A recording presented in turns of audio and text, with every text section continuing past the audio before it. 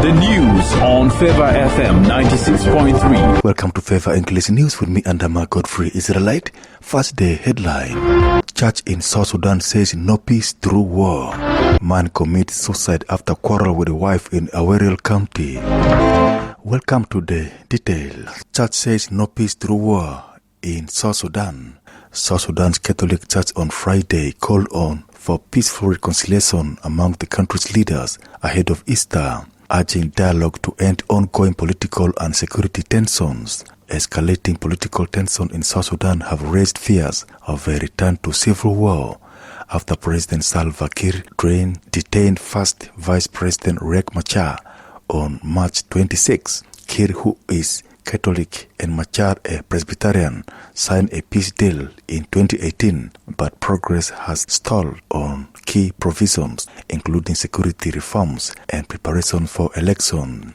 Cardinal Stephen Ameyu Martin Muller, Archbishop of Juba, expressed frustration over the lack of progress in achieving lasting peace and warned against attempts to eliminate rival factions. Pope Francis kisses the feet of Salva Kiir in April 2019. South Sudan's political leaders signed a revitalized peace agreement in 2018 and formed a transitional unity government. However, political disputes and sporadic violence persist. Ameyu said Easter, marking Christ's resurrection, symbolizes reconciliation and urged leaders to embrace forgiveness. He was quoted saying the journey toward lasting peace requires us to lay down the burdens of the past, heal divisions, and build trust, he said. He called on leaders to move beyond ethnic divisions and work toward a society where all citizens live in safety, dignity, and security. Police hunting suspect who killed pregnant woman in Yambio.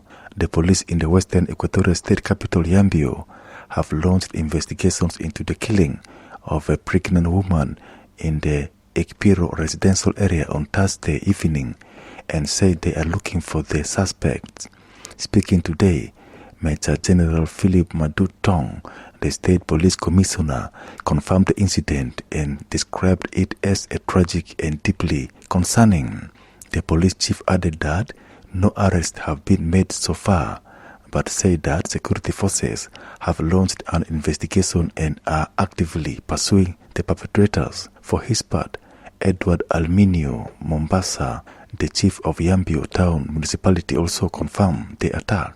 According to the chief, residents noticed unusual movement of people near a small office in Ekpiro market, where the attackers are believed to have gathered before launching the assault. He stressed the need for government action, calling on authorities to redeploy security forces to the area, saying their earlier withdrawal had created a security gap. Man commits suicide after quarrel with wife in Awerial County. A man whose identity has been withheld shot himself dead after a misunderstanding with his wife in Agor Magar village in Lake State's Awerial County on Wednesday. The police officer investigating the matter, who spoke on Thursday on condition of anonymity because he is not authorized to talk to the press, said they are probing the deceased's wife and other relatives to ascertain why he took his life. For his part, Michael Awi, a resident of Agor Magar village, described the unfortunate incident to domestic violence.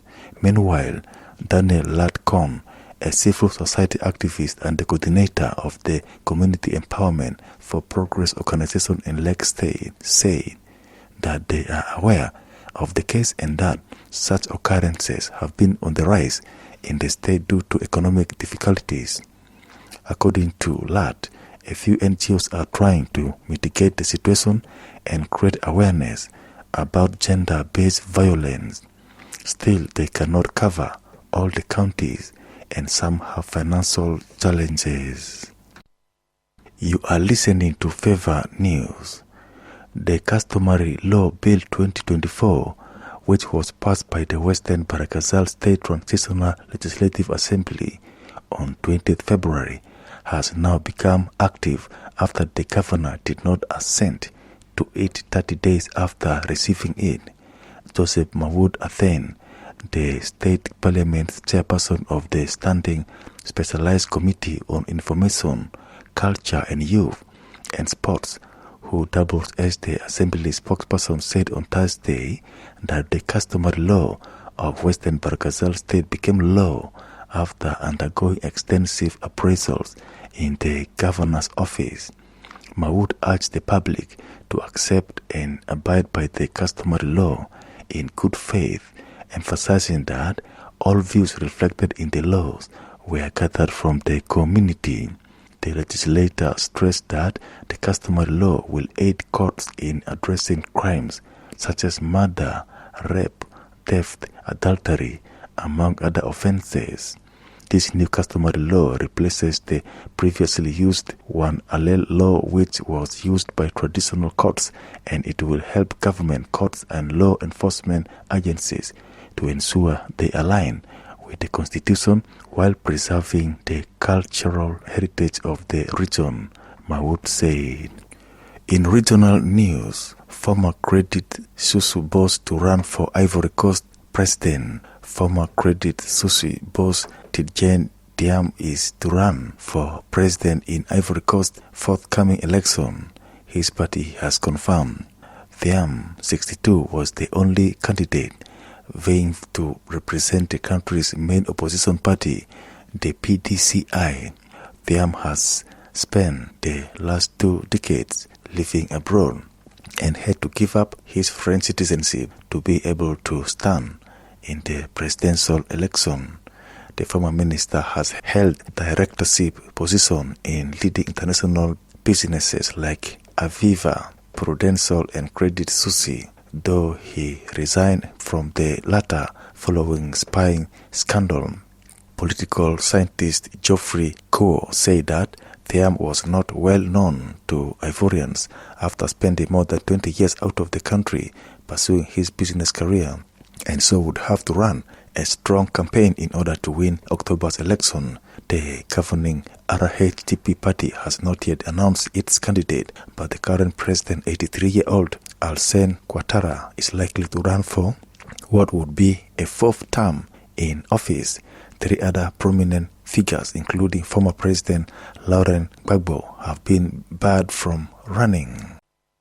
In world news, U.S. says will move on from Ukraine peace talks if no progress soon. The U.S. will abandon trying to broker a Russian-Ukraine peace deal within days unless there are clear signs a truce can be reached, U.S. Secretary of State Marco Rubio has warned. Russia launched a full-scale invasion of Ukraine in 2022 and has placed a number of conditions on any potential ceasefire. Rubio's comments come just hours after Ukraine took the first step towards signing a mineral deal with Washington that intends to set up an investment fund for Ukraine's reconstruction. Following a meeting with European leaders in Paris about a potential ceasefire on Thursday, Rubio told reporters on Friday, "We need to determine very quickly now, and I'm talking about a matter of days, whether or not this is doable in the short term." He said it was clear that a peace deal would be difficult to strike, but there need to be signs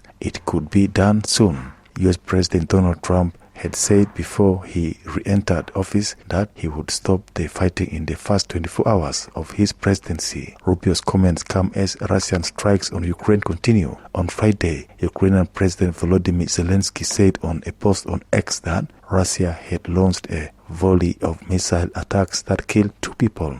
The U.S. warning follows separate news that Ukraine and the U.S. signed a memorandum of intent on Thursday, stating that the countries intend to establish an investment fund for Ukraine's reconstruction as part of an economic partnership agreement. The aim is to finalize the deal by 26 April, the memo published by the Ukrainian government says. To end the news, the headlines once again. Judge in South Sudan says no peace through war. Man commits suicide after quarrel with wife in Awerial County. U.S. says will move on from Ukraine peace talks if no progress soon. Our verse for today is Colossians 2:6-7.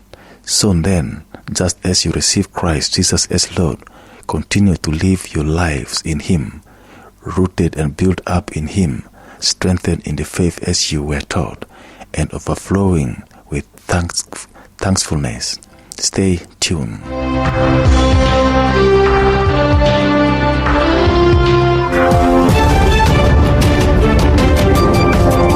That was the news on Favor FM 96.3, the heartbeat of God.